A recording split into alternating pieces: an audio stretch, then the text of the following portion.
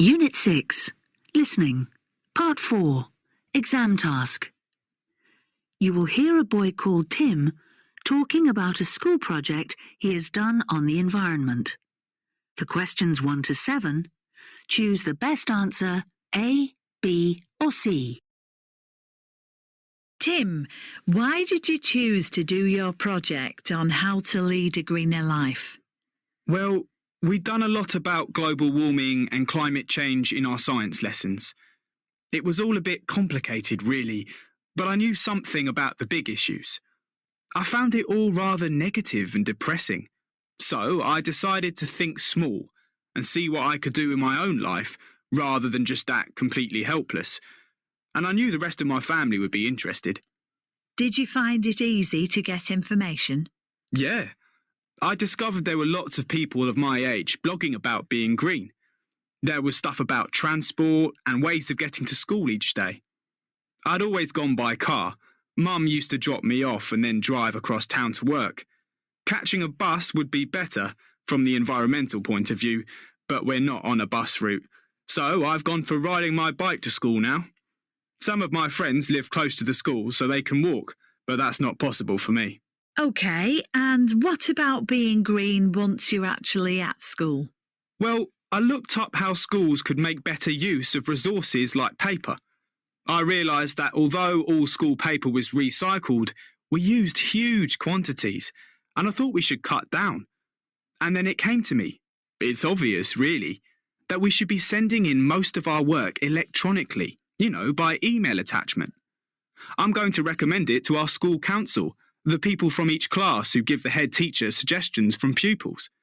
I read about something called goose paper too. That's paper that's still good on one side, and actually most of my friends do that already. Use both sides, I mean. And what about the school cafeteria? We could make that environmentally friendly as well.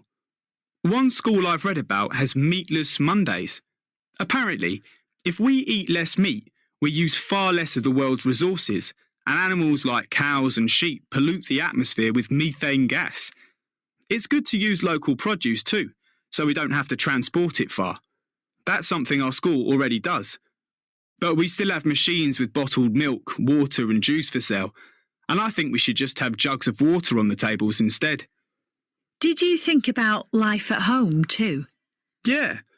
I think families are high energy consumers, especially now many homes are built with air conditioning. People of my age use huge amounts of power by leaving computer screens and game boxes running 24/7. They're never turned off. Now that's something we can all do something about. Fortunately, there are improvements like energy-efficient light bulbs though, which most people now have. And what about water? That's a precious resource in every country in the world. Absolutely. So we should ask ourselves whether we really need a long hot bath when we get in from playing football. Wouldn't taking a quick shower do? And hands up, anyone who leaves the tap on when they brush their teeth. Do you need to do that? Of course you don't. And if you're putting your sports clothes in the washing machine, use a cold setting if you can. Your parents will be happy because you'll use less electricity. Did you think about shopping? Yeah. Families can do a lot to help the environment and reduce waste when they go to a food store. You don't need a new plastic bag every time you shop. You should take your own bags with you and buy drinks in a glass bottle if you can, because glass is always recycled.